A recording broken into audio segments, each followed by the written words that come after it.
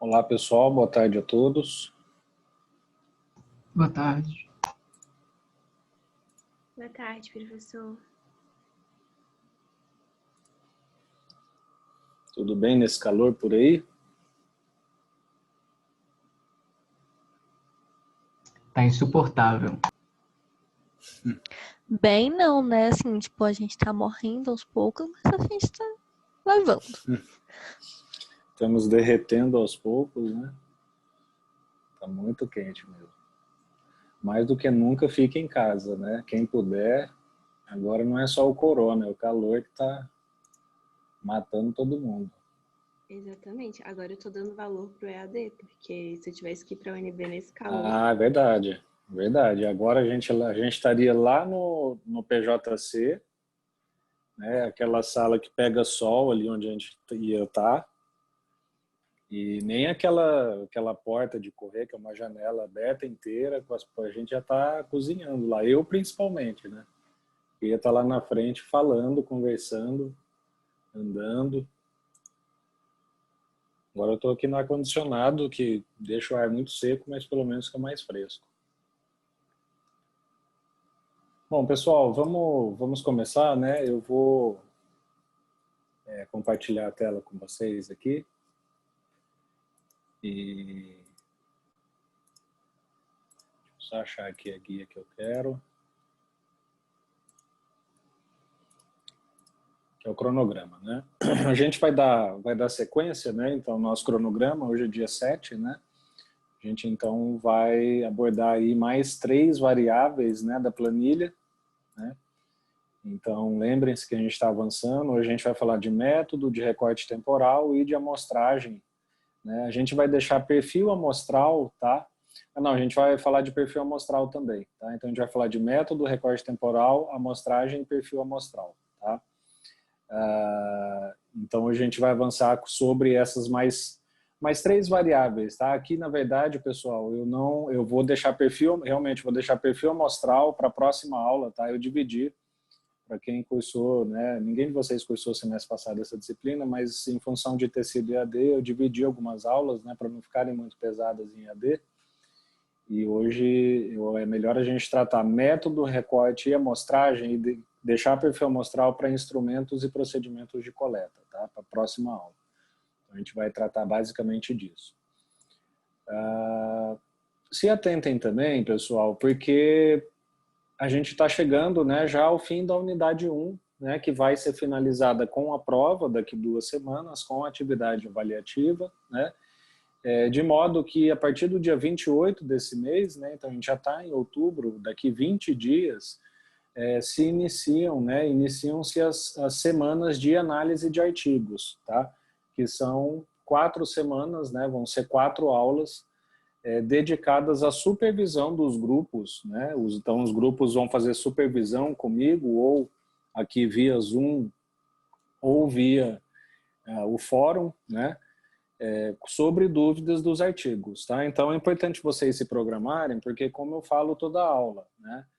Para vocês chegarem aqui na semana de análise de artigos com conteúdo para receber supervisão, vocês precisam começar o trabalho antes, tá? Então não deixem para começar as análises na semana, tá? A aula é na quarta-feira, que é no meio da semana, então possivelmente se vocês deixarem para começar, vocês vão perder a primeira semana de supervisão, porque simplesmente não vai ter nada para ser dito. Tá? Então, se planejem para essa etapa aqui, que é a etapa prática, né, mais aplicada, que é a realização da bibliometria em si, né, e que, como eu já disse e repito sempre, demanda leitura de vocês, tem que sentar lá e fazer análise, né, tem vários macetes e assim por diante. Tá? Então, só se atentem em relação a esses lembretes do cronograma. Bom, vamos então começar, né? Então, como eu disse, hoje a gente vai tratar de método, recorte e amostragem. Os objetivos da aula são basicamente os mesmos, né? Continuar analisando características metodológicas de um relato de pesquisa, né? E a gente vai falar basicamente dessas 3 variáveis, tá? Começando por método, tá, pessoal? Vocês vão ver que daqui para frente são variáveis da planilha bem mais fáceis de serem analisadas, tá? De serem compreendidas e de serem aceitadas na planilha. Porque vocês vão ver que com base nos critérios práticos ali que vocês vão ter no artigo, né, o artigo dando as informações para vocês, vocês vão conseguir ter uma maior clareza, tá, das variáveis, por exemplo, comparado com a abordagem, né, quali e quanti, ou com descritivo e correlacional. Então, em relação a essas variáveis daqui para frente, elas são mais tranquilas, tá? Quando a gente fala de método, pessoal, é uma palavra um pouco ambígua, né? Porque método, na verdade, remete a todo o método, né? Então, quando a gente fala, o método da pesquisa foi, a gente está, em geral, né, no senso comum, usando uma palavra que fala assim, o método, ou seja, os participantes, o questionário, a entrevista, a análise de dados que ele fez, o campo onde foi coletado. Então, em geral, a palavra método, ela tem essa compreensão, né, no senso comum. Mas, como a gente sabe, né, quem estuda metodologia sabe que método, na verdade, ela se refere a uma característica específica da pesquisa, né? Quando a gente fala de método, a gente está falando basicamente de, globalmente, né, sobre basicamente a forma de coletar e analisar os dados. Tá? Então, é isso basicamente que a gente quer saber quando a gente pergunta qual é o método de pesquisa que você está utilizando, né? E aí, assim, a gente tem uma diversidade de métodos, tá, pessoal? Basicamente, na planilha, vocês vão ter esses 3 aqui, porque são os 3 que a administração usa em 99,9% dos casos, tá? Então, existem outros métodos de pesquisa de campo, né? Outros métodos de pesquisa empírica, mas no campo da administração a gente basicamente não utiliza, tá? A gente vai ter uma domínio, uma hegemonia muito grande, basicamente voltado para esses 3 tipos de método. Tá? Então, lá na planilha, vocês vão ter essas 3 opções aqui na variável método. Então, quando vocês lerem o artigo, né, identificarem o artigo, forem analisar ele, vocês vão ter que falar basicamente se aquele artigo está usando um método, que é um survey, né, ou que a gente pode traduzir para o português brasileiro, levantamento, né? Ou aquele artigo vai estar utilizando um estudo de caso, ou aquele artigo vai estar utilizando uma pesquisação. Tá? Então, essas são as 3 opções que vocês vão ter na planilha. Como eu disse, não são as únicas que existem no campo da ciência, né? Mas no nosso campo da administração, para não dizer 100%, né, ser um pouco mais cauteloso, 99,9% das pesquisas vão utilizar. Tá? Então, lembrem-se, né, só isso é muito comum, né? Aqui tem um desentendimento em relação ao método de pesquisa que vocês precisam estar atentos, tá? Que muita gente fala, né, que o sujeito foi lá e fez um estudo de caso, portanto, ele é uma pesquisa qualitativa, tá? Ou o sujeito foi lá e fez um survey e, portanto, é uma pesquisa quantitativa. Isso não procede, tá, pessoal? Lembrem-se o que a gente viu na aula passada. O que vai falar se a pesquisa é qualitativa ou quantitativa é o tipo de dado que está sendo coletado. Então, eu posso fazer uma pesquisa-ação com dados quantitativos ou com dados qualitativos. Eu posso fazer um estudo de caso com dados qualitativos ou com dados quantitativos, ou com os dois, né, nos 2 casos. Eu posso fazer um survey ou um levantamento com dados qualitativos ou dados quantitativos. Não faz diferença, tá? O que vai, na verdade, fazer a diferença aqui são mais características do método que não a coleta, né, o tipo de dado que foi coletado para a gente dizer se a pesquisa é qual ou quanti. Tá? Então, se atentem a isso. Vamos olhar cada um deles, né, falando de levantamento, de pesquisação e de survey. Né? Então, primeiro, o que é um survey? Né? Por que muita gente fala que survey, em geral, é quantitativo? Porque o survey foi um método de pesquisa que nasceu lá na psicologia com os estudos de atitude. Tá? Um cara muito famoso que fazia survey, que ajudou a cunhar um termo, é um cara que muita gente ouviu falar que se chama Likert, né? Hensis Likert, que dá nome a algumas escalas e tal. Então lá, originalmente, né, início do século XX, essas pessoas falavam que survey é uma pesquisa que tinha basicamente 2 características. Usava dados quantitativos e era sempre feito com grandes populações. Então, grandes amostras, 1.000 pessoas, 2.000 pessoas, 3.000 pessoas, 10.000 pessoas e assim por diante. E esse foi um entendimento que ao longo do tempo foi sendo modificado. Tá? Hoje a gente tem um entendimento de survey que é um entendimento bastante assim contemplativo, né? Ele é bastante largo, tá? A definição de survey. Então, o que é basicamente um survey, pessoal? Survey é um levantamento de informações. tá? Então, seja a percepção de pessoas, seja dados secundários, né? Não importa. É basicamente uma coleta que o pesquisador vai lá, aplica um questionário, faz uma entrevista e tá bom. Vocês vão ver que essa é uma definição que ela vai ficar muito mais clara quando, na verdade, a gente for entender o que é pesquisação, né?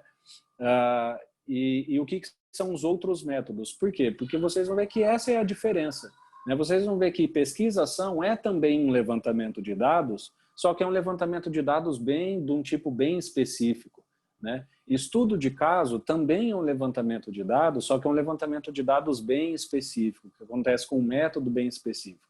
De modo que survey é um levantamento de dados, que não tendo característica de estudo de caso, ou não tendo característica de pesquisação, vai ser um survey, né? Então, por isso que eu disse para vocês, na verdade, para se entender o que é um survey, é muito melhor vocês irem por exclusão do que ficar lá procurando a palavra survey no texto, no artigo, né? Então, deixa eu ver aqui se o autor foi bonzinho comigo e fala, né? Essa pesquisa é um survey, né? Não, é muito mais eficiente. Alguns autores vão escrever, tá? É até desejável que se escreva, mas não é comum quando se faz survey, tá? Quando se faz um survey, geralmente isso fica subentendido.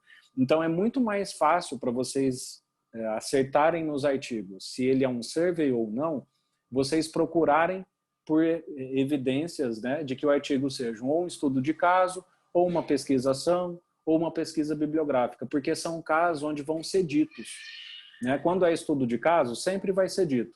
Quando não é uma pesquisação, sempre vai ser dito. Quando for uma pesquisa bibliográfica, sempre também vai ser dito, né? O survey não. Então, se vocês não encontrarem nenhuma definição, né, olha, não vi lá o autor falando que é estudo de caso, ele não falou que é pesquisação, também não é uma pesquisa bibliográfica, é porque é um survey, tá? Então, basicamente, como eu falei, essa é a definição e como vocês vão encontrar no artigo, tá? O que é um estudo de caso e como que ele se diferencia do survey e por que ele se diferencia do survey, pessoal? É porque o estudo de caso, ele é um levantamento de dados, porém, ele é de um caso ou vários casos, tá? A gente pode ter estudos de casos múltiplos, tá?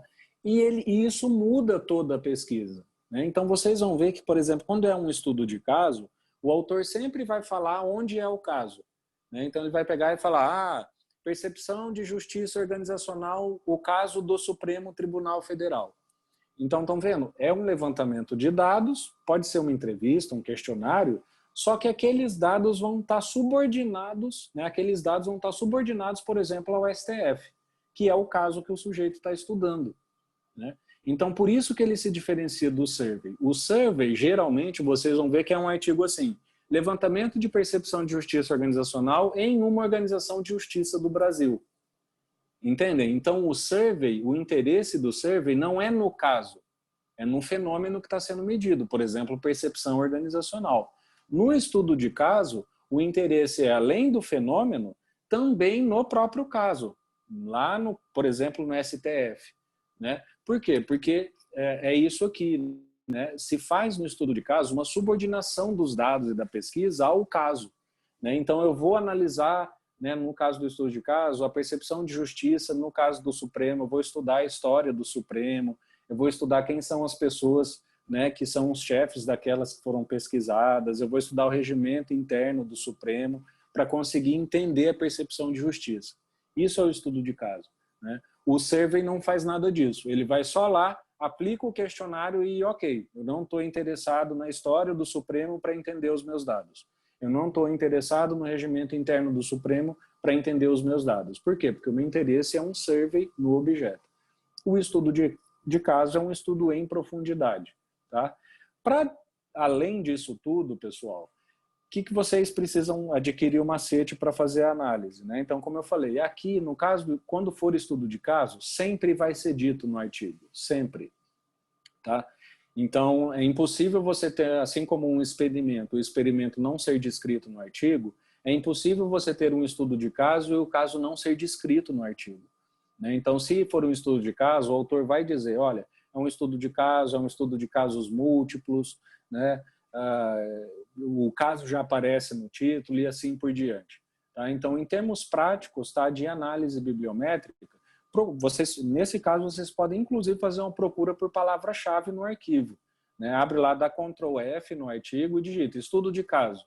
Né? Porque vai ser bem específico. Vocês só precisam se atentar quando vocês fizerem isso. Por exemplo, fiz a procura e achei a palavra estudo de caso ali dentro do artigo. Né? Então é um estudo de caso. Nem sempre, tá? Leiam um parágrafo, leiam um pouco o que está em volta. Por quê? Porque o sujeito pode estar falando de um estudo de caso de outro autor. Tá? Ele pode falar assim, Ferreira, em sua pesquisa, fez um estudo de caso. Tá? Então, só se atentem a isso, mas a classificação ela é tão específica que vai aparecer que vocês podem, inclusive, usar o macete de procurar no artigo a palavra estudo de caso e ver se o autor está classificando o estudo dele como um estudo de caso. Tá? E o terceiro método que vocês vão ter na planilha, né, é a pesquisa-ação. O que é a pesquisa-ação? A pesquisa-ação, pessoal, é um método de pesquisa que vem lá da antropologia. Tá? A antropologia é a ciência que estuda, né, o homem, os agrupamentos humanos, os comportamentos humanos. Né? E a antropologia tinha um método chamado, tem um método chamado etnografia. Né? O que é etnografia? É o estudo das etnias. Então, em geral, por exemplo, a antropologia usou muito etnografia para fazer estudo de índios, né? De etnias separadas e assim por diante. Né? Claro que o nosso objeto aqui na administração é totalmente diferente da antropologia, né? Só que a gente importou esse método com outro nome. Né? Então, a gente chama o método que na antropologia é chamado de etnografia de pesquisa participante ou pesquisa-ação. Tá? Por quê? O nome é diferente, mas o método é basicamente o mesmo, que é um método que consiste em um pesquisador se envolver com os pesquisados. Tá? E quando eu digo envolver, né, do modo mais necessário possível. Tá? Então, sempre um exemplo que eu cito aqui, isso já é um estudo bem antigo, eu nem sei quem era o prefeito de São Paulo, né, mas vocês devem conhecer a Cracolândia, né? E espero que só conheçam de notícia, né? Tenho certeza que sim. Mas a Cracolândia lá em São Paulo, né, que é aquela região de muito uso de drogas, né, muita pobreza, muita miséria, é um problema histórico que já tem 30, 40, 50 anos na cidade de São Paulo, né, e entra governo lá, sai governo, ninguém consegue resolver. Eu me lembro que eu vi uma notícia um dia, né, isso já tem um tempo, de uma gestão que estava aplicando uma pesquisação na Cracolândia para poder compreender qual é o real problema ali daquela área. E o que é a pesquisação? Quando eu disse que o pesquisador se envolve. O cara lá da prefeitura, que era o pesquisador, ia lá e morava na Cracolândia. Inclusive, às vezes, se drogava. Por quê? Porque ele queria se envolver com aquela comunidade como modo de coletar os dados que ele precisa. Então, se eu preciso compreender o problema da Cracolândia, eu tenho que me colocar no lugar dessas pessoas para conseguir observar aquele fenômeno, não só do ponto de vista que elas vão me fornecer nos questionários, nas entrevistas que eu faço, porque, vejam, é um envolvimento, pessoal, mas é um envolvimento todo metodológico, não é um envolvimento livre. Então, por exemplo, o cara tinha um diário lá onde ele anotava. Ele tinha um gravador que ele gravava a conversa que ele tinha com as pessoas, né? Ele desenvolvia hábitos parecidos com os das pessoas, como, por exemplo, se drogar. Né? Ele desenvolvia hábitos de dormir, hábitos de vestimenta, para se envolver com aquelas pessoas ali.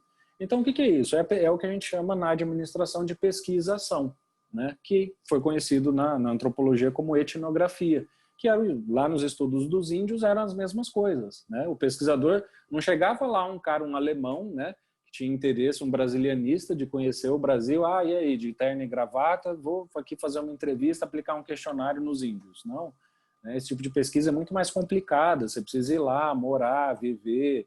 Por exemplo, no caso dos antropólogos, muitos se envolviam com índios ou índias da região, tinham filhos e assim por diante, como método de pesquisa. Né, como meio de pesquisa. Tá? Então, aqui a gente usa na administração esse tipo de abordagem, esse método de pesquisação. Do ponto de vista da análise que vocês vão fazer, de encontrar no artigo, aqui é outro caso que sempre vai ser dito. Tá, pessoal? Em 100% das vezes vai ser dito. Foi feita uma pesquisa participante, foi feita uma pesquisação, vocês vão encontrar, inclusive hoje em dia, na administração, um termo que se chama netnografia, de net, de internet. Não etnografia, mas netnografia, que é o quê? É a pesquisação ou a etnografia feita no ambiente virtual. Ah, mas como que usa isso? Então imagine lá que você, por exemplo, tem uma loja que vende shampoo, né? Não seria interessante você, né, estar vinculado em um grupo do Facebook só de mulheres que consomem esse produto, né? Então, o que você, como vendedor de shampoo, faria? Você se cadastraria lá como um vendedor de shampoo? Não. Você se cadastraria lá como uma usuária daquele produto, se passando por uma usuária, para poder conhecer o que elas discutem no fórum, o que elas percebem, o que elas, né, o que elas gostam em termos de gosto, para descobrir. Então, é a etnografia feita no mundo virtual. Tá? Vocês podem encontrar, inclusive, esse termo, netnografia, para se referir a uma pesquisação. Tá? Isso sempre vai ser dito. Onde que vocês vão encontrar essas informações? Né? Vamos olhar aqui alguns exemplos. Alguém tem alguma pergunta, tem alguma questão, pessoal? Eu tenho uma pergunta, professor, licença. Aham. Vamos lá. Quando eu vou realizar uma pesquisa, geralmente eu tenho que falar para as pessoas, né? Tipo, explicar um pouco o objetivo, coisas assim. E como faz no sentido da pesquisação, que é meio que para ser um agente secreto, né? Para você entender realmente o contexto. Perfeito, ótima pergunta, né? E aí a gente tem basicamente dois modos de lidar com isso, tá, Marcela? Existem etnografias ou pesquisações que você pode informar as pessoas que você está ali fazendo isso. Né? Então, por exemplo, no caso da Cracolândia, eles fizeram e o pessoal, legal, que bom, bacana, vai ter alguém aqui, porque era um público que não estava nem aí para isso, entende? Em outros casos, você pode fazer isso ao final da pesquisa.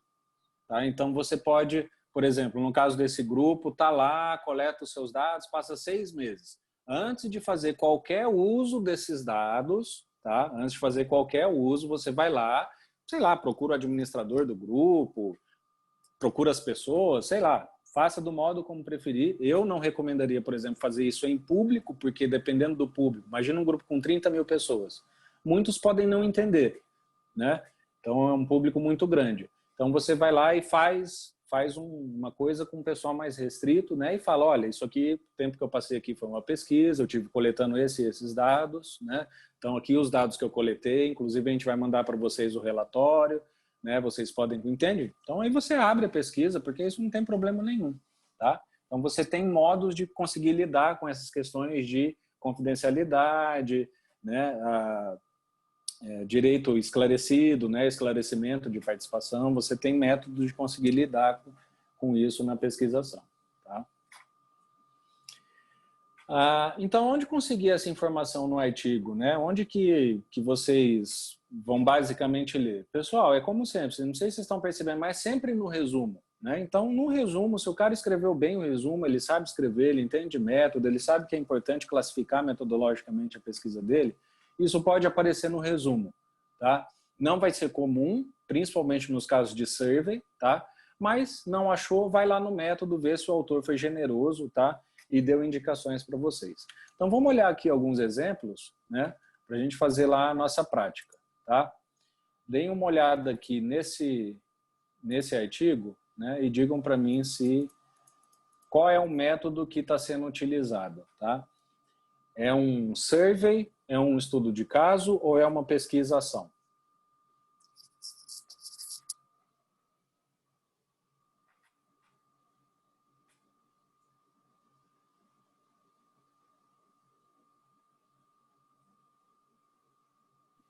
Estudo de caso?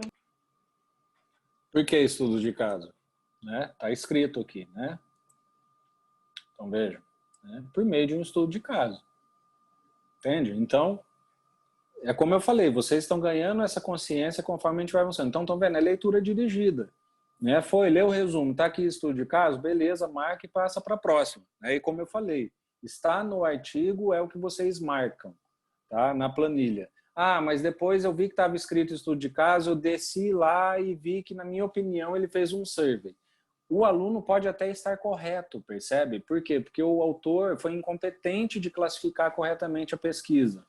Mas, como eu falei, eu preciso ter um critério único para corrigir o trabalho de todo mundo, tá? Então, vamos considerar que a classificação feita pelo autor, por mais que ela possa ter limites, né, é o que vocês vão ter, porque a gente precisa ter uma espécie de gabarito. Tá? Então, por meio de estudo de caso, é isso mesmo, né? E depois vocês podem até olhar, né? Como eu falei, o estudo de caso ele tem a descrição do caso, né? Veja, relação universidade e empresa, ele vai destrinchar o caso, né? Depois ele vai falar sobre o método e assim por diante, tá? Mas é isso, estudo de caso, viu, marcou, passa para a próxima, tá? Deem uma olhada nesse outro artigo aqui, né? Tem um resumo bem fora do padrão, que é um resumo de uma página inteira, mas vamos ver aqui, né, onde que está a informação que procede para a gente. Está muito pequeno para vocês, pessoal? Porque eu não estou achando aqui o lugar de dar zoom. Que agora está no Word. Acho que eu achei aqui, achei.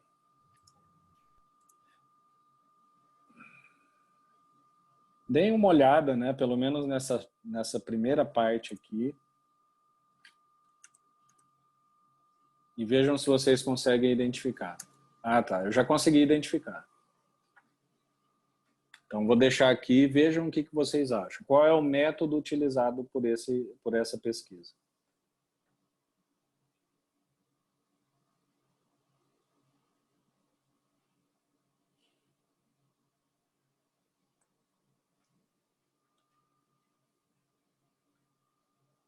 Foi o survey lá embaixo. Tá aqui, né? Esse aqui é um caso que eu consideraria exceção, tá, pessoal? Em se tratando de survey.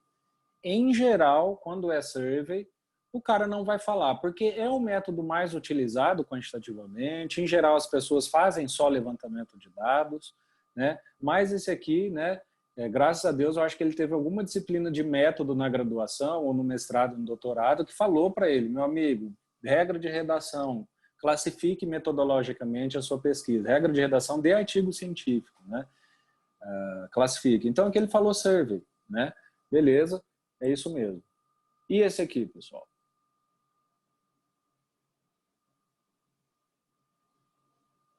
Deixa eu aumentar um pouquinho.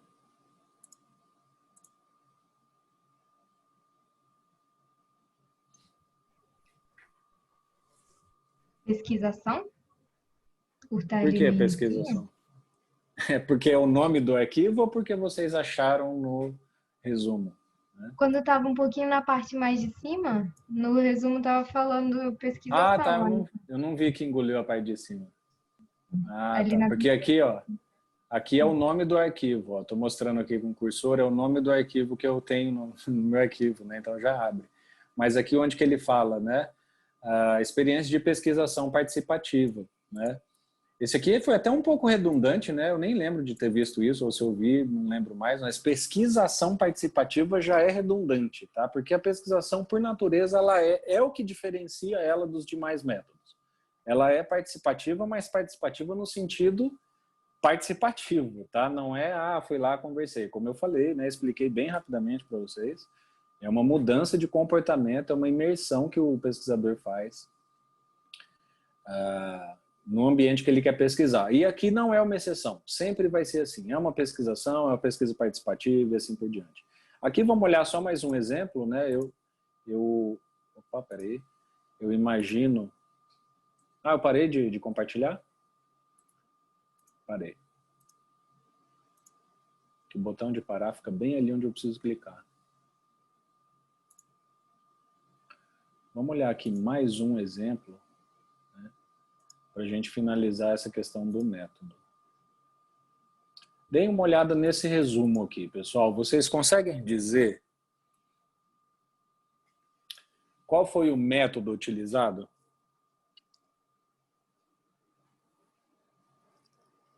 Nessa pesquisa, survey, estudo de caso ou pesquisação?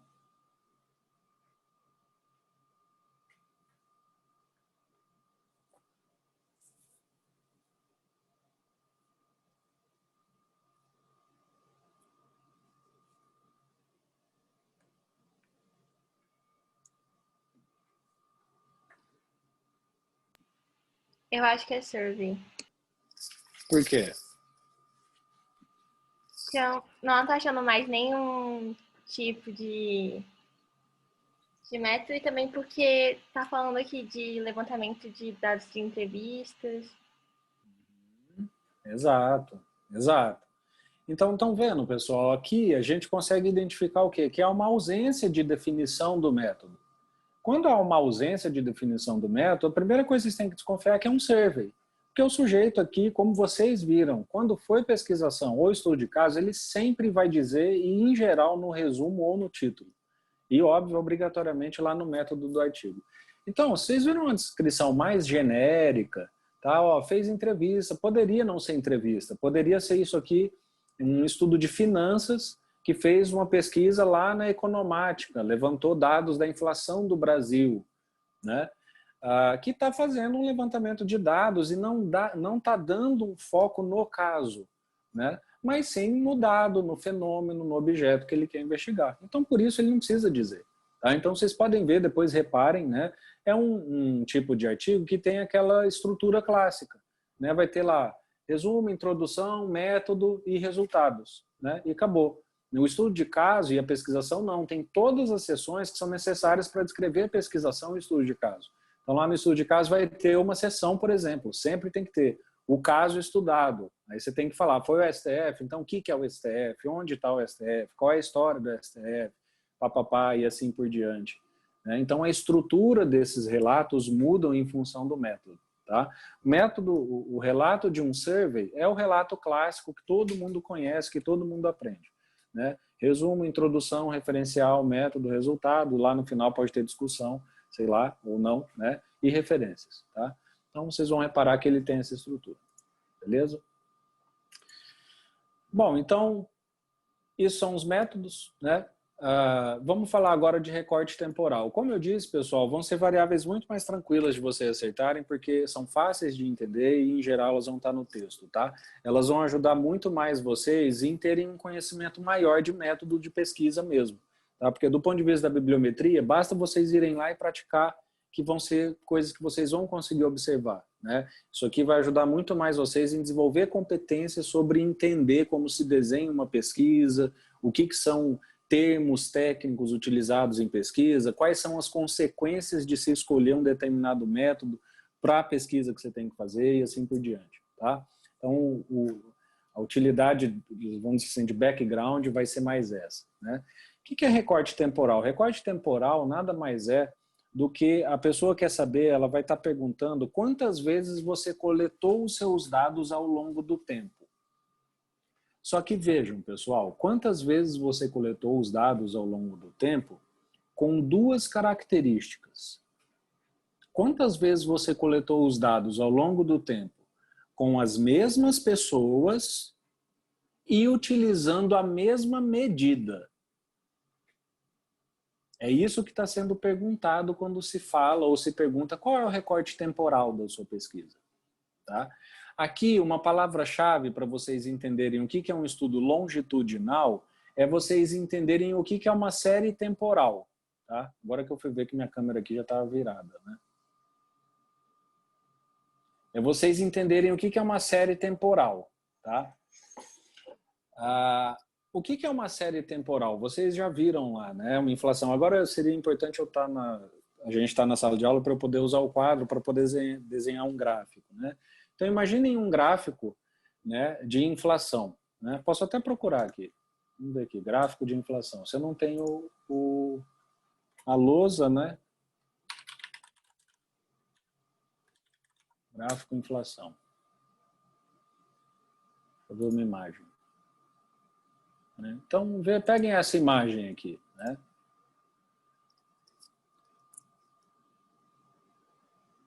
Essa imagem aqui é um gráfico de inflação. Tá vendo? Por que ela é longitudinal? Porque ela está avaliando a mesma coisa, então vejam, inflação, com a mesma medida. Aqui no caso eu não sei qual que é a medida aqui, se é IPCA. Tá aqui, ó, IPCA. Então esse aqui é os dados do mesmo objeto, que é a inflação, com a mesma medida, que é o IPCA. Vejam só, para vocês entenderem o contrário. Se eu colocasse aqui em 1996 os dados de IPCA, ok, em 1996 o IPCA estava em 9,56. Em 1997, eu plotar aqui, não os dados do IPCA, mais sei lá, eu não me lembro agora o indicador de inflação, né? Mas do IP6, por exemplo, que é de produtos considerando 6 produtos. Então, aqui em 96 eu tenho a medida de inflação de IPCA, e aqui em 97 eu tenho a medida de inflação do IP6, que é uma outra medida de inflação. Eu poderia comparar esses 2 pontos no tempo, pessoal? Eu poderia fazer isso? Não, eu não posso fazer isso. Por quê? Porque para eu ter uma série histórica, eu preciso medir a inflação, que é a mesma coisa, com a mesma medida. Aí eu posso colocar as coisas no mesmo gráfico e falar, olha, eu tenho uma série temporal de 1996 a 2016 da inflação. Por quê? Porque é a inflação medida só pelo IPCA. Entenderam? Então, por que isso faz a diferença? Porque, por exemplo, se você aplica o IPCA, né? Mede a inflação com o IPCA e aplica aqui depois, nesse ano seguinte, o IP6, você está medindo a mesma coisa com medidas diferentes. Então, você não pode comparar isso ao longo do tempo, ou seja, de modo longitudinal. Você só pode ter uma medida disso que a gente chama de transversal. O que é transversal? É aquela medida feita em um único período do tempo, né? Então, peguem um exemplo, uma pegadinha, né, que é muito comum de acontecer. O aluno vai lá e lê assim, essa pesquisa aconteceu de dezembro, foram feitas, né, vamos dizer assim, foram feitas 90 entrevistas, né, e os dados foram coletados de dezembro de 2019 a dezembro de 2020. O sujeito já pensa, é uma pesquisa longitudinal. Por quê? Porque ela está me falando aqui que os dados foram coletados de dezembro de 2019, essas 90 entrevistas, de dezembro de 2019 a dezembro de 2020. Mas não, pessoal. Por quê? O que ele está dizendo, na verdade? Ele fala, olha, eu levei 1 ano para fazer cada uma das 90 entrevistas, entendeu? Né? Então, por isso eu tenho, na verdade, um dado que, apesar de ter sido coletado durante 1 ano inteiro, ele é um dado que vai refletir só aquele momento que eu fiz aquela entrevista daquela única pessoa e é o único dado que eu tenho dela. Eu não repeti a mesma entrevista com a mesma pessoa ao longo desse 1 ano. Entenderam? Então, por isso que a palavra-chave para vocês entenderem é série temporal. O que é longitudinal? É uma série temporal. O que é uma série temporal? O cara vai lá e tem que apresentar o gráfico da série temporal dele. Ou seja, de uma mesma coisa medida de um mesmo modo ao longo de várias vezes do tempo. Se não tem isso, os dados vão ser lá, eu fiz 90 entrevistas ao longo de 1 ano. Tá, você fez uma entrevista com cada uma das pessoas. Então, lá do Joãozinho que você entrevistou em dezembro de 2019, você só tem o dado, aquele dado daquela época. Você não pode chegar em dezembro de 2020 e, com base na entrevista que você fez da Mariazinha, falar que o João tinha aquele mesmo comportamento em 2020. Por quê? Você só entrevistou ele em 2019, apesar dos dados terem levado todo esse tempo para serem coletados. Tá? Então, se atentem, para você ter uma série temporal, você precisa ter uma mesma coisa medida de um mesmo modo ao longo do tempo. Dica, né? Longitudinal, pessoal, 80% dos estudos em finanças. Né? Não me lembro se alguém aqui pegou finanças, mas finanças faz muito estudo longitudinal, né? Que é típico da área. Né? O cara quer estudar inflação, não vai estudar a inflação do dia 5 de outubro de 2020. Ele quer saber a tendência passada, ele faz estimação para o futuro. Tá? Transversal, todas as outras áreas, pessoal. Todas as outras áreas da administração, 70%, 80% dos estudos, em algumas áreas até mais, vão ser simplesmente transversais. Que é o quê? O pesquisador foi lá, coletou aqueles dados, né? Ele nem cita, inclusive, quando é transversal, ele nem fala, meu dado foi coletado em agosto. Nem precisa, isso é uma informação que realmente não precisa. Tá? Meu dado foi coletado em agosto de 2019. Tá, você fez 5 entrevistas, cara. O tempo que você coletou, né, se é em agosto, se não é, até para o próprio objetivo do trabalho não é importante, entendeu? Então, em todas as outras áreas de conhecimento da administração, o predomínio vai ser transversal. Longitudinal, se atentem em série histórica, pessoal que, se for trabalhar em finanças, grande parte dos estudos. Tá? O que vocês precisam também entender, pessoal? Onde vocês acham, né, no resumo, lá no método, e via de regra, as pesquisas longitudinais são identificadas. Tá? Então, o autor vai falar, um estudo longitudinal, tá? Uma série temporal, foi feita uma série temporal. Então, ele sempre vai dizer, tá? Porque o uso da série temporal, assim como o método que você usa, assim como a abordagem, o delineamento da pesquisa, você precisa fornecer as características da série temporal que você está trabalhando. Tá? Então, se você está fazendo uma pesquisa longitudinal, esse é um aspecto bem específico da pesquisa que você tem que tratar no texto. Tá? Falar, por exemplo, uma pergunta que se coloca é, quando você faz dado longitudinal, longitudinal de quanto em quanto tempo? Você pegou de 2000 a 2010, de 2005 a 2020, de 1910 a 1915? Então, essa já é uma pergunta automaticamente que você precisa responder no texto se você fizer uso de uma série temporal. Né? Então, sempre, séries temporais, estudos longitudinais vão ser ditos. Né? Foi feita a pesquisa longitudinal, tem uma série, né? Vários tipos de ser dito isso. E o contrário para a transversal. Quando é transversal, geralmente não é dito nada. Né? Já se parte do princípio que é transversal, a data que foi coletada também não é importante. Tá? Então, vamos olhar aqui mais alguns exemplos, né, para vocês classificarem os artigos. Deixa eu só tirar aqui.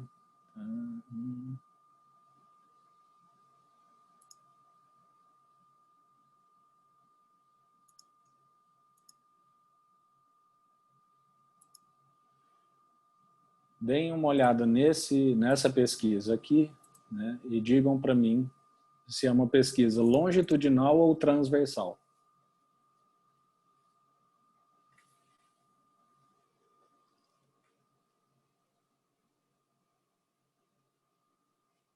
Aqui vocês vão descobrir um macete muito importante.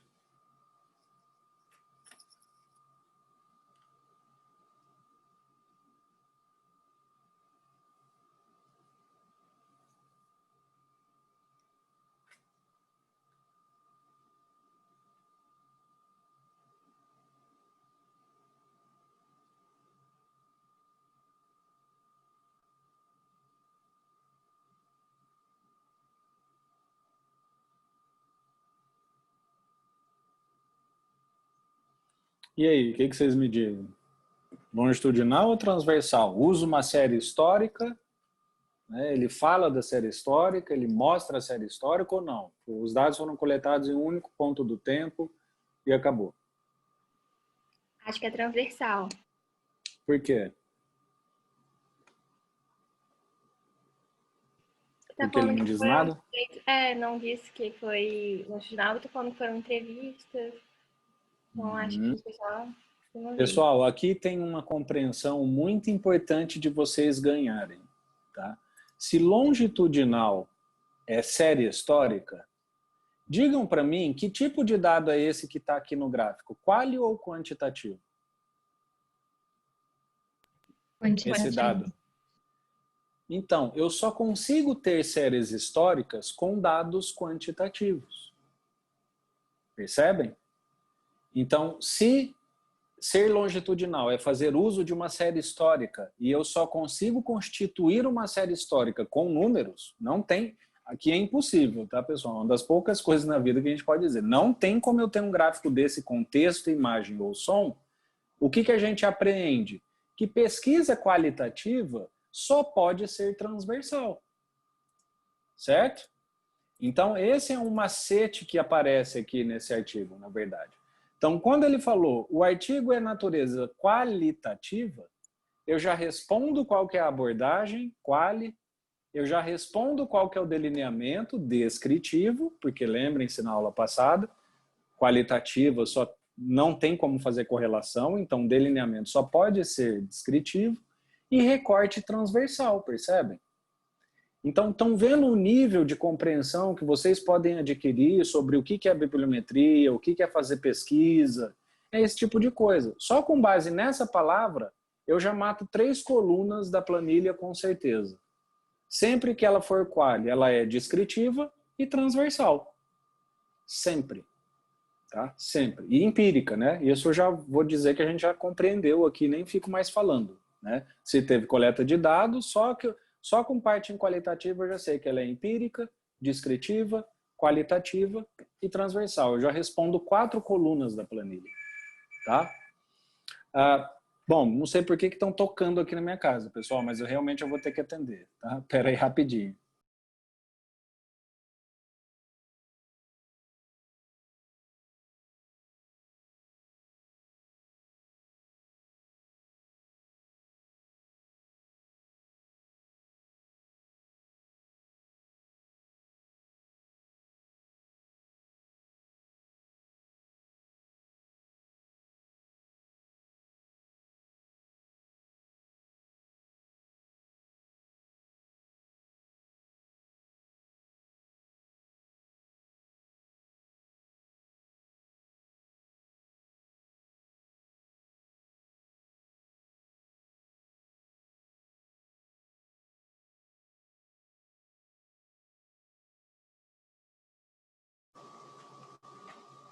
Pessoal, desculpa, tá? Recomendações aqui de segurança do condomínio, tá? De todo modo, né? O que a gente compreende, o que a gente assume, né? Então, quando a pesquisa é qualitativa, eu consigo deduzir. Então, eu consigo já deduzir outras 3, 4 coisas. Então, é isso que eu falei para vocês. Adquiram esse hábito de ler, de perceber esses macetes, de anotar, tá? Porque isso depois vai ficar automático, né? Quando eu falo de recorte temporal transversal, só posso ter longitudinal com dados quant. Se eu já tenho que o dado é quali, eu já consigo, a partir daí, né, deduzir várias outras, tá? Licença, professor. Sim, digo. E no caso de, por exemplo, às vezes que fazem pesquisa na empresa para ver se deu certo a aplicação de alguma coisa, por exemplo, para mudar a motivação das pessoas. Aí faz a pesquisa antes com as mesmas pessoas, aí faz essa mudança e depois a mesma pesquisa com as outras. Teoricamente, vão ser dados qualitativos, né? Por ser pesquisa mesmo, assim, mais de opinião, para perceber se, por exemplo, a motivação mudou. Mas ainda é considerado um recorte transversal, sendo colhido com Não, as mesmas perfeito. pessoas. Ótima pergunta. Veja, se esses dados forem quantitativos, tá? Então, porque pode fazer também percepção com dados quantitativos, ou seja, aquela escala, né? Lembra-se, a escala Likert lá, 0 discordo, 10 concorda, é número igual ao indicador lá da Ibovespa, tá? Em termos de classificação. Então, se esses dados forem quantitativos, tranquilo, a gente já... Tecnicamente, eu nem entro nisso, tá, pessoal? Porque isso é um estudo realmente de metodologia. Mas dentro da ciência, isso existe uma convenção, tá? Que para eu ter uma série ser considerada longitudinal, eu preciso ter observação de pelo menos 5 pontos no tempo, tá? Então, quando eu tenho só até 4, né? É o que a gente chama de estudos de medidas repetidas, tá? Esse é o nome técnico que se tem na área de estudo da ciência, de método, de metodologia, de filosofia da ciência, tá? Então, por exemplo, tecnicamente, essa pesquisa eu chamaria de estudo de medidas repetidas. Mas vamos dizer, se vocês encontrarem um artigo assim, que foi lá e aplicou, né, 2 questionários, e esses questionários são quantitativos, ele poderia ser classificado como longitudinal. E aí, o caso, por isso que sua pergunta é interessante. E no caso dos dados serem qualitativos, eu não posso também considerar longitudinal? Olha, Marcela, essa seria uma exceção, tá? Em geral, onde que a gente vê muito estudo qualitativo longitudinal? Em estudos psiquiátricos, tá? Então, assim, é aquele paciente, né, que o cara vem, atende, aí ele atende hoje, ele atende amanhã, fica atendendo o cara 10 anos uma vez por semana. Então, poxa vida, é tudo qualitativo, tudo entrevista, vamos considerar entrevista, né? Você não vai dizer que esse cara tem uma visão longitudinal? Claro que ele tem. Né? Ele tem uma visão longitudinal ao longo do tempo, né? De dinâmica, de desenvolvimento daquela pessoa, mesmo ele trabalhando com um dado qualitativo. Só que isso, no campo da administração, vai ser exceção, tá, Marcela? Não, assim, eu até hoje, corrigindo todos os trabalhos, nunca encontrei um estudo que é qualitativo e o cara se preocupou em fazer medidas repetidas, vamos dizer. Tá? Isso vai ser absolutamente uma exceção. Agora, a sua pergunta é muito importante porque problematiza e amplia a nossa compreensão, entende? Então, sim, há exceções, você pode ter, tá? Mas a regra, em geral, é sempre ter dados quant, tá? Deem uma lida aqui nesse estudo, né, e digam para mim, ele é transversal ou é longitudinal?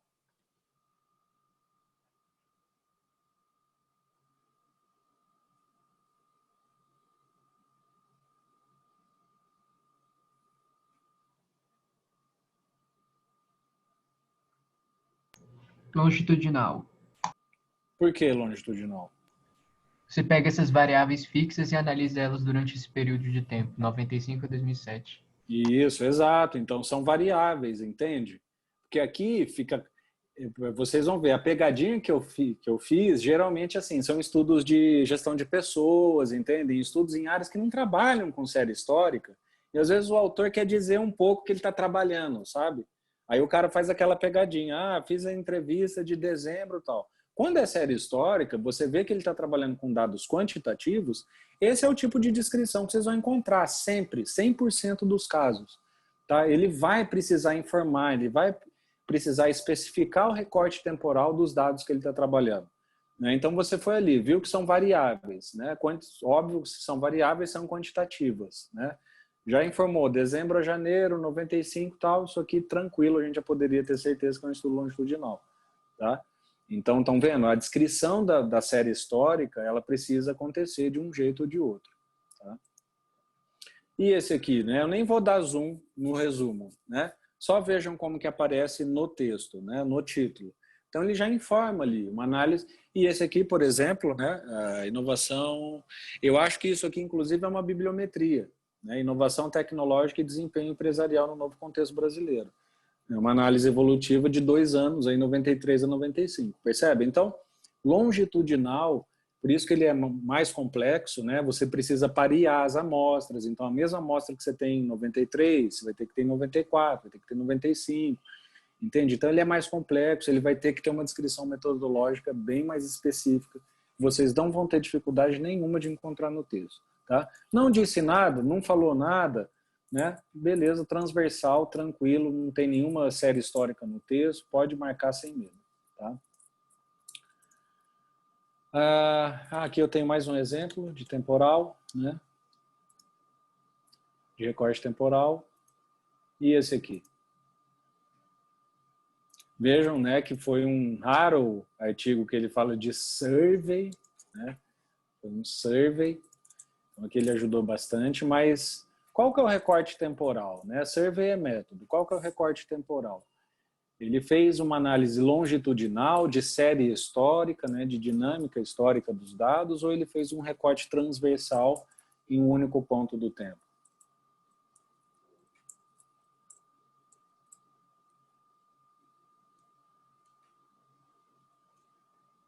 A gente tem uma informação importante aqui que é a amostra. Né? Tá aqui, 94 empresas.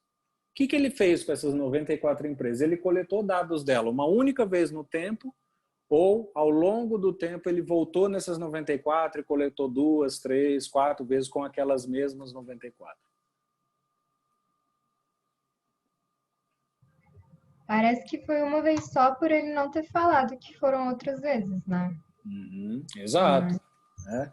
Então, aqui é como eu falei, para quem já tem experiência e vocês vão adquirir isso, né, tranquilo de marcar transversal, tá? Porque ele não fala, né? Se ele fosse, eu tenho 94 empresas, né, que foram pesquisadas uma vez ao ano entre 2000 e 2010. Opa, aí ele já está falando claramente, todas essas 94 foram pesquisadas uma vez ao ano durante 10 anos. Então eu tenho essa série histórica, tá? Então, aqui, tranquilo, é transversal, tá? Não tem nenhuma outra informação. E aí, no caso de vocês, né, podem descer lá no método, deem uma olhada, né? Como que ele classificou, se é transversal, se não é. E aqui ele não diz nada.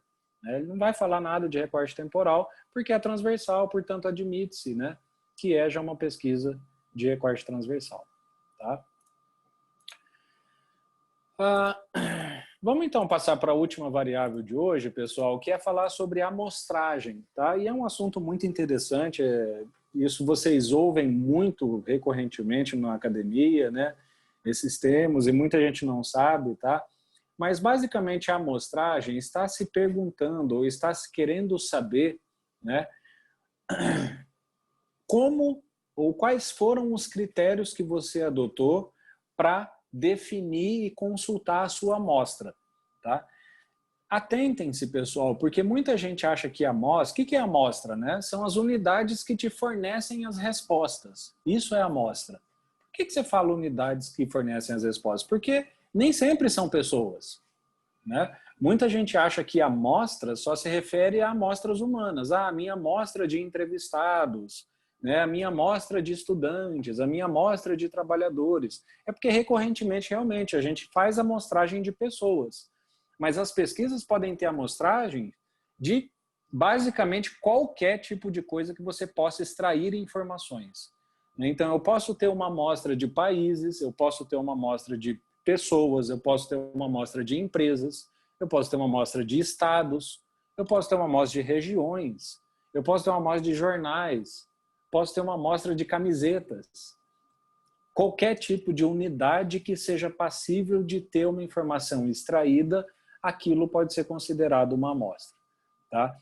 Então, quando a gente fala de amostragem, a gente está perguntando o seguinte: quais foram os critérios que você utilizou para escolher essa amostra? Essa é a primeira coisa. E a segunda coisa que se fala em amostragem é qual é a representação dessa amostra para o universo. Então, o que é a amostra? A amostra é uma parte, o universo é o todo. Então, é isso que se pergunta e que vocês vão analisar quando vocês forem definir a amostragem. Quais os critérios e qual é a representatividade dessa amostra para o universo. Então, vocês vão ter basicamente 3 tipos de amostragem, tá, pessoal? Na planilha, né? Aquele tipo de amostragem que a gente chama de censitária, tá? Ou seja, quando todos os indivíduos do universo ou da população participam. Então, vejam. Eu tenho lá como interesse, né? O que vocês precisam perguntar? Qual é sempre a população do estudo e onde está a definição? Porque, vejam, eu tenho um estudo que tem como objetivo conhecer a percepção dos alunos da turma de TCA2, turma B. Qual é a minha população de amostra? Todos os alunos de TCA2, turma B. Essa é a minha população. Ou seja, esse é o meu universo de interesse. Né? O que é fazer um censo com essas pessoas? É ir lá e consultar todo mundo. Né? É pegar e, vou consultar 100% dos alunos de TCA2, turma B. Tá? O que eu ganho com isso? Eu ganho uma grande representatividade. Né? Por isso que a gente fala, né? O ideal, entre aspas, é sempre fazer um censo. Porque quando você faz um censo, você conhece a totalidade das opiniões daquele universo que tem interesse. Portanto, você tem muito mais segurança, né? Muito mais confiabilidade naqueles dados. Não significa que os outros dados não sejam válidos. Mas você tem uma robustez maior quando você faz um censo, né? Então, em geral, as pessoas querem consultar todo o universo. Só que o que acontece quando eu não posso consultar todo o universo? Né? Imaginem vocês lá, o que é o censo do IBGE, pessoal? O censo do IBGE passa na casa lá dos quase 200 milhões de habitantes que o Brasil tem? Né? Não é assim que se faz o censo. O censo, na verdade, ele tem vários tipos, níveis de censo, tá? No IBGE. Tem aquele censo que é gigantesco, que acontece de 10 em 10 anos, e depois tem censos que eles vão atualizando de 5 em 5, de ano em ano, cada um com uma amostra menor, tá? Por exemplo, o censo do IBGE, esse tipo de ano em ano, em geral é feito com 2.500, 3.000, 4.000 pessoas no Brasil inteiro, esse de ano em ano, né? Você pega lá o de 5 em 5 anos, já vai uma amostra de 20.000, 30.000 pessoas. E o maiorzão, de 10 em 10 anos, vai para 100.000, 200.000 pessoas. Né? Mas, bom, então como que o censo do IBGE pega e fala, olha, o cidadão, com a base em uma amostra, vamos dizer, uma amostra de 2.500 pessoas, ele fala, os cidadãos do Brasil, né, pensam isso, ou são assim, inclusive, né, no censo do IBGE que se pergunta para que time você torce. Né? Então, como que eu sei que um time tem 30 milhões de torcedores, pessoal? Será que o IBGE consultou esses 30 milhões? Não, ele consulta uma parte daquela amostra, uma parte daquela população, só que ele faz isso de modo calculado, por isso chamado de probabilístico. Então, isso é um ramo lá da estatística muito interessante, né? Que você pergunta assim, calcule para mim uma probabilidade, né? Eu sabendo que eu tenho 200 milhões de habitantes, calcule para mim a probabilidade de eu encontrar a mesma resposta que eu encontraria consultando 200 milhões, só que consultando 2.500. calcule para mim qual é essa probabilidade. Então ele vai lá e aí você tem o que a gente chama de intervalo de confiança, né? E aí ele vai te falar, olha, você pode consultar 2.500, desde que sejam 500 no Sudeste, 200 no Mato Grosso, no Centro-Oeste, 100, por quê? Porque aí eu estou respeitando a população de cada região. Então, se eu tenho lá em São Paulo, ou na região Sudeste, grande parte da população brasileira, desses 2.500, boa parte vai ter que ser da região Centro-Oeste. Então, eu vou calculando probabilidades e o teste vai me dizendo, olha, você pode ter uma amostra de 2.500, que você pode generalizar ela para 200 milhões, desde que ela tenha esses critérios aqui. Então, por exemplo, critério de região, de sexo, nível socioeconômico. Então, por isso que eu chamo de amostragem probabilística, porque eu vou calcular, eu vou associar uma probabilidade de que, consultando uma parte da população, eu consigo generalizar para a população inteira os meus resultados, né? Então, veja, eu posso, a partir de pesquisas, né, com 100 pessoas, 200 pessoas, generalizar para uma amostra de 1.000, às vezes, né, até mais. Então, isso é quando eu tenho interesse em representar a população sem ter capacidade de consultar a população inteira, tá? E no caso, né, professor, de eu estar fazendo uma pesquisa que eu não tenho interesse de representar a população. Existe isso. Existem pesquisas assim, né? Então, peguem lá essa própria pesquisa de percepção, né? Pesquisa de percepção dos alunos do departamento. Ok, de administração. Eu gostaria de consultar todo mundo, né? Mas caso eu não consulte, os meus objetivos de pesquisa não vão estar comprometidos. Eu vou conhecer uma parte dessa opinião e vou tentar trabalhar com isso. Esse é o tipo de amostragem não probabilística.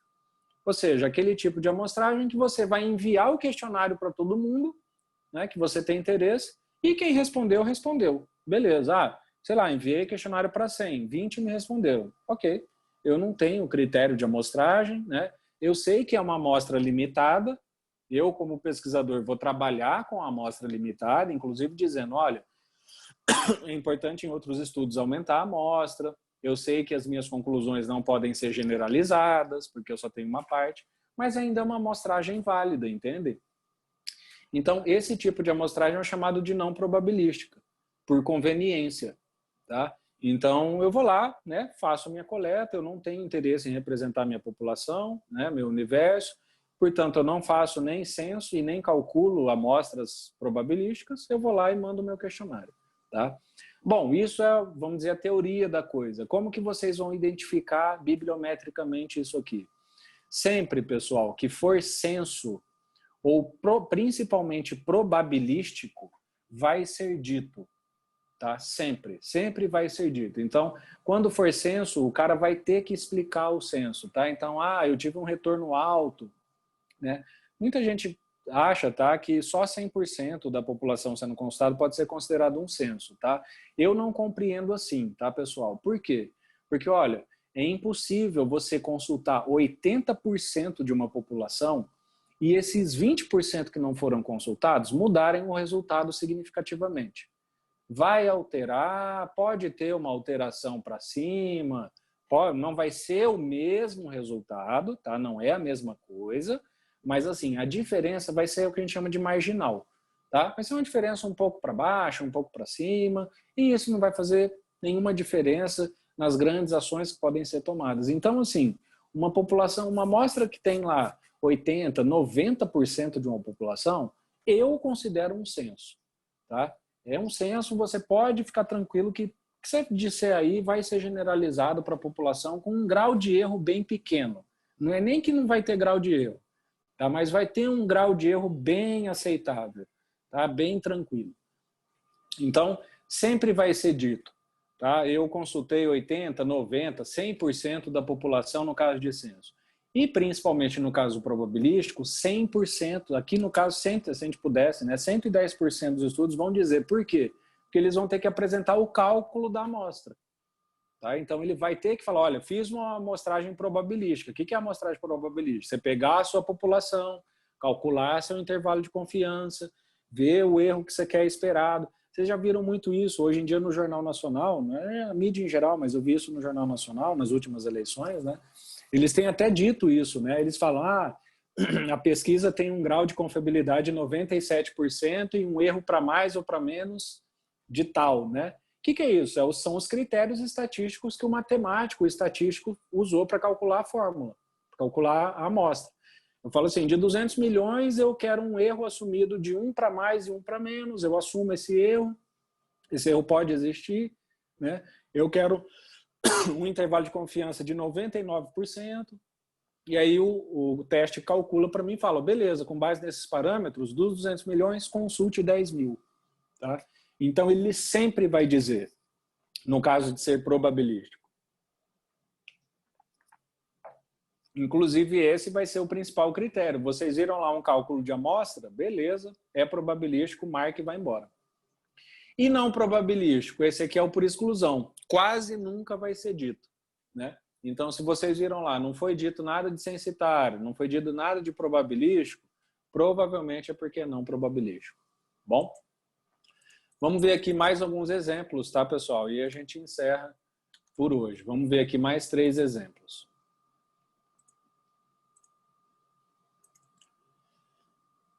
Digam aqui para mim, né, qual foi a técnica de amostragem utilizada por essa pesquisa.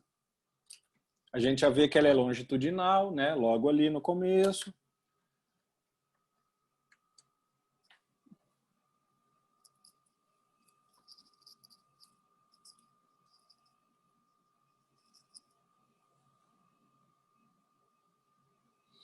Aqui está a informação... Não probabilística? Por que não probabilística? Porque você está pegando prefeitos, são vamos dizer, uma amostra já selecionada, não é aleatória. Não, mas aí veja, o que você precisa saber é quantos por cento desses prefeitos eles pegaram, porque pode ser, por exemplo, um censo. Né? E veja, o fato de ser não probabilístico não quer dizer que você seleciona previamente, tá?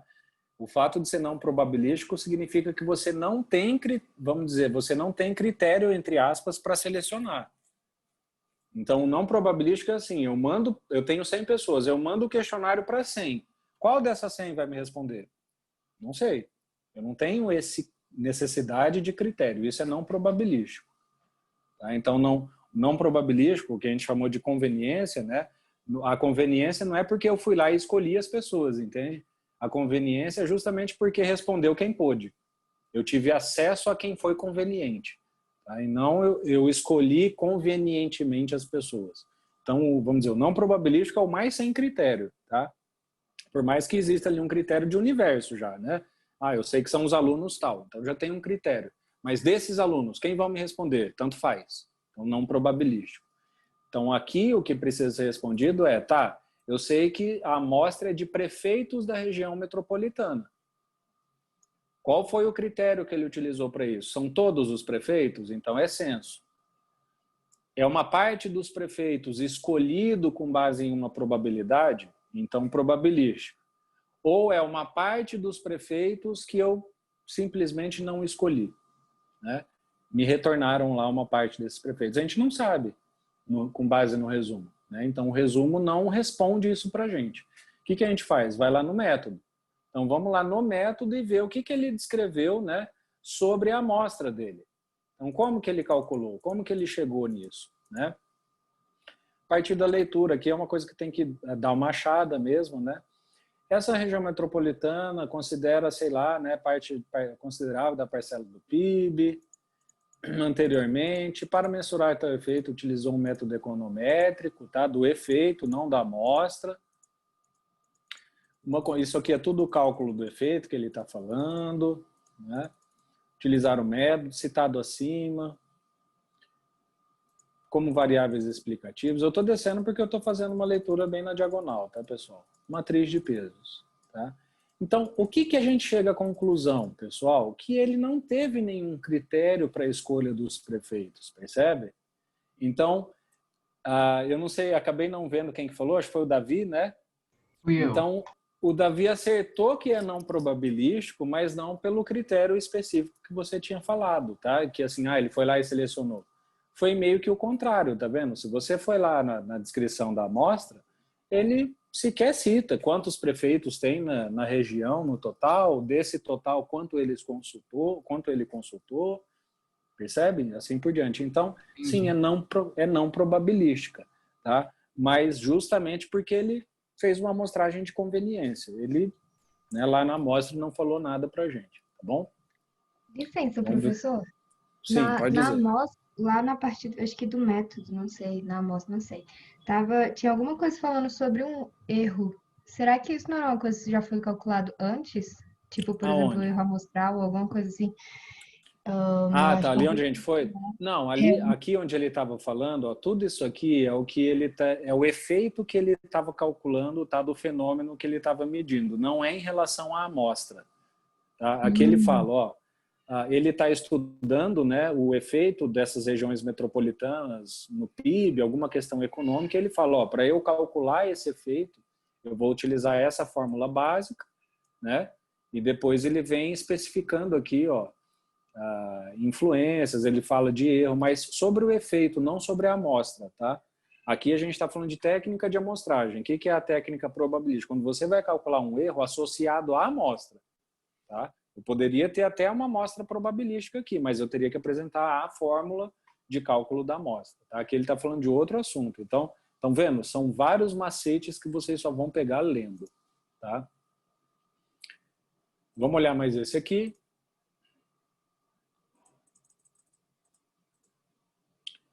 Qual foi a técnica de amostragem que ele utilizou aqui, né? Que esses autores utilizaram, pessoal? Foi censo, eles calcularam probabilisticamente ou foi uma amostragem de conveniência, não probabilística? Eu já vou destacar aqui a informação sobre a amostra, tá? Eles têm uma amostra de 518 sujeitos. Vinculados à empresa, aqui é informação importante, vinculados à empresa da região do setor público e privado. Esse é o perfil da amostra, né? Isso é um censo? Será que existem só 518 no Brasil inteiro? Ou na região metropolitana existem 518 empresas públicas e privadas, ou tem mais ou menos que isso? Para a gente saber se é um censo. Muito mais. Muito mais. Então aqui a gente... Estão vendo os macetes? Então, para identificar a técnica de amostragem, primeira coisa, qual é a amostra e qual é o perfil? Né? 518 sujeitos vinculados à empresa. Será que só tem 518 sujeitos? Certamente tem, assim, 200 vezes mais que isso. Então eu já sei que não é censo. Tranquilo de falar que não é censo. Tá? Todo o restante do resumo não nos permite ter certeza, porque aqui a gente fica entre não probabilística e probabilística, sabendo já que não é censo. O que eu faço? Vou lá no método, e aqui vocês vão ter, né, um exemplo do que é uma amostragem probabilística, né? Já posso falar aqui para vocês, né? Porque a gente vai ver aqui, ó. Aqui, ó. Definição do tipo e tamanho da amostra. O que o cara faz aqui?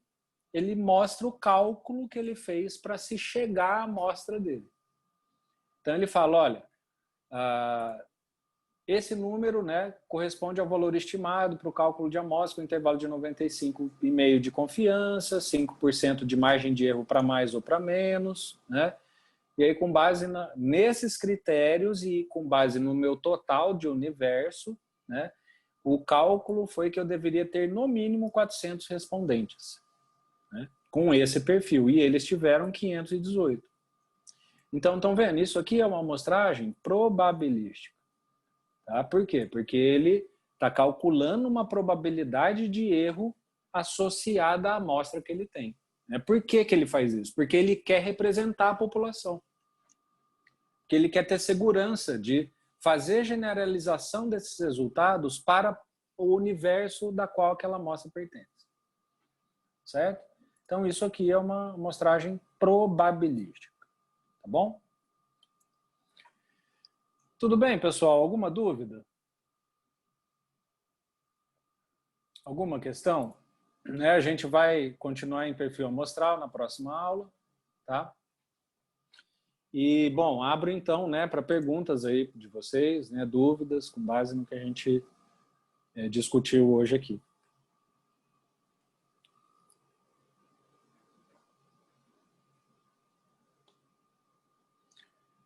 Bom, acho que não, né? Tá tranquilo, tô vendo aqui no chat também, gente com câmera, né? Hoje a gente teve, né, 6 presentes, outras pessoas entraram e saíram, mas agora tem 6, então imagino que o pessoal deve acompanhar de modo assíncrono, tá? Tudo bem, então, pessoal? Então, por hoje é só, tá? Uma boa tarde aí para vocês. Relembrando, né? Se atentem, está chegando a atividade avaliativa, está chegando a semana de avaliação de análise, né? De artigos, está chegando aí outras atividades, tá? Então, se atentem que a gente já está avançando e daqui a pouquinho a gente já está do meio para o final da disciplina, tá bom? Uma boa tarde aí, um abraço a todos, tá? Boa tarde, professor. Professor, Diga.